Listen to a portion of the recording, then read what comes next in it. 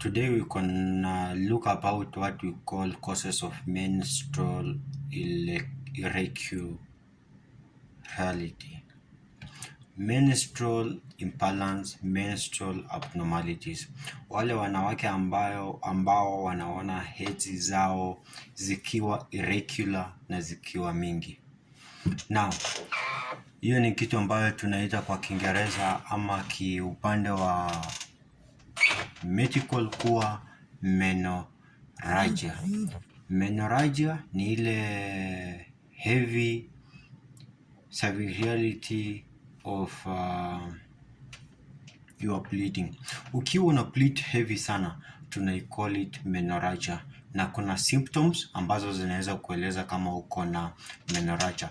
One of the symptoms include that it says that kama period zako zina last more than 7 days, then that is menorrhagia.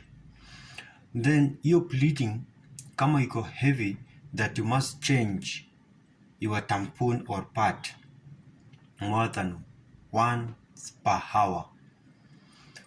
Kama unaweza change pad yako ama ile tampon ambayo unatumia zaidi ya moja kwa lisali moja, then it warrants you to have what we call menorrhagia.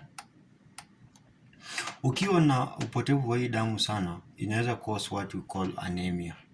Ndio maana ni advisable sana kwa wanawake kupata folic even hata kama si wajawazito because ya ile iron supplementation.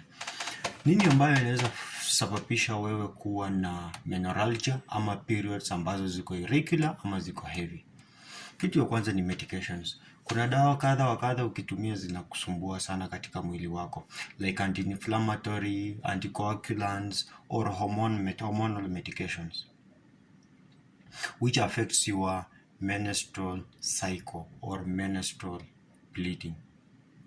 Wakati pia uko na hormonal imbalance, hormones zako haziko katika ile level ambayo inakubalika katika mwili wako ama level ambayo tunasema ni optimum katika mwili wako, then uko at risk ya kuwa na menorrhagia. Kuna some conditions upande wa afya ama upande wa medical zenye ziko related na wewe kuwa na periods ambazo ziko heavy ama zile ambazo ziko irregular. Ya kwanza, kuwa na periods ambazo ziko irregular medically, unaweza kuwa na ile condition, underlying condition ambayo inaitwa pelvic inflammatory disease. It also causes what we call irregular periods. Tutaizungumzia wakati wake ikifika vizuri, but size just to mention. Ukiwa na what we call endometriosis, this is where there is another condition that result in irregular periods, whereby there is growth of tissue outside the lining of the uterus. Okay? This brings about pain and bleeding and irregular menstrual periods. When you have inherited blood disorder, like kuna leukemia, kuna sickle cell disease, and many more others, then you are at risk of having prolonged or irregular periods. Wewe kama mwanamke ukiwa na benign growths ama some cancers like cervical cancer, ovarian cancer, ovarian cyst, vitu kama hizo, they can cause what we call heavy bleeding. So take care. Seek medical attention when you notice any of change or irregularity in your periods. We have other causes of menorrhagia or excessive and irregular menstrual periods. Ingine ina involve what we call an ovulation, lack of ovulation. Ukikosa ile ovulation kabisa, this results in lack of hormone called progesterone.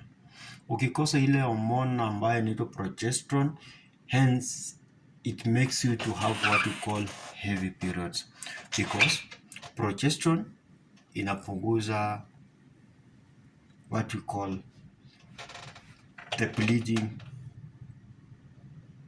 or regulates the bleeding tendencies during menstruation, and it plays a major role in menstruation.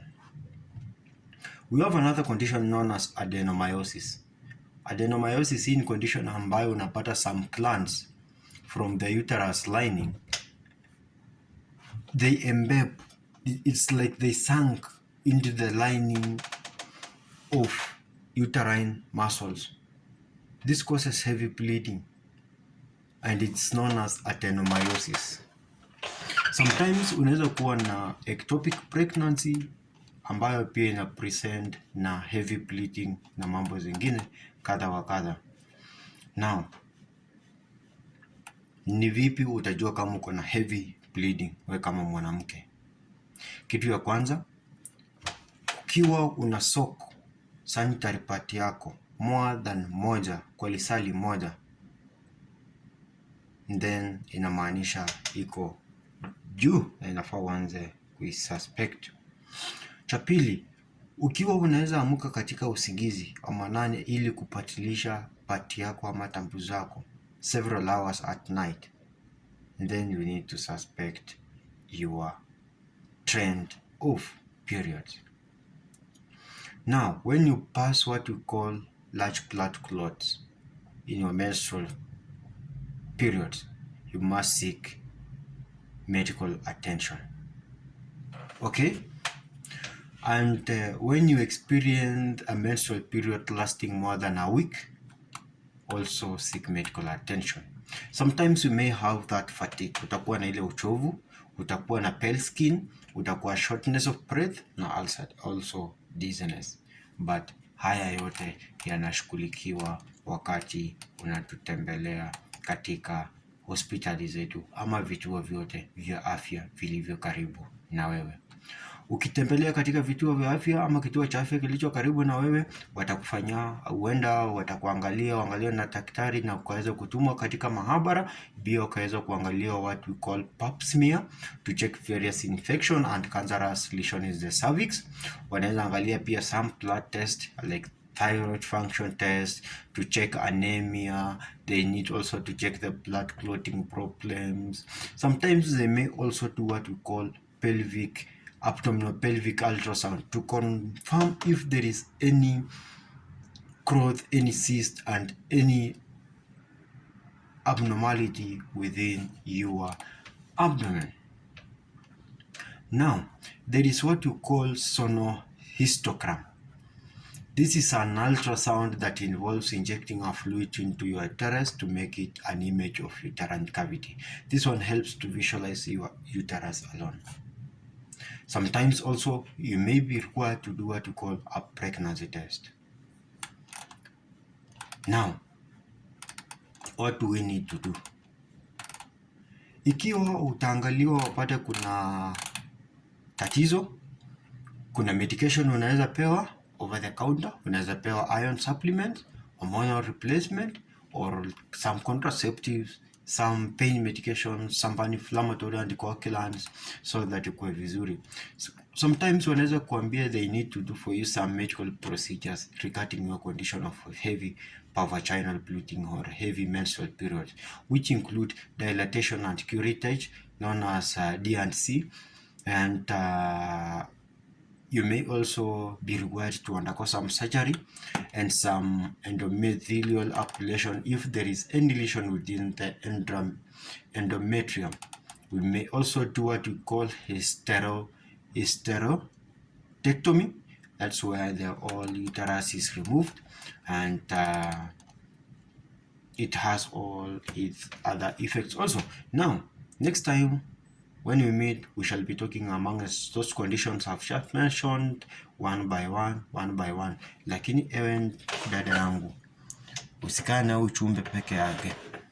Sambaza wenzako wapate kuelimika pia nao, maana hedhi wote tunayo, hedhi wanayo, na tunaweza saidiana tuwe na hedhi ambazo ni za kawaida.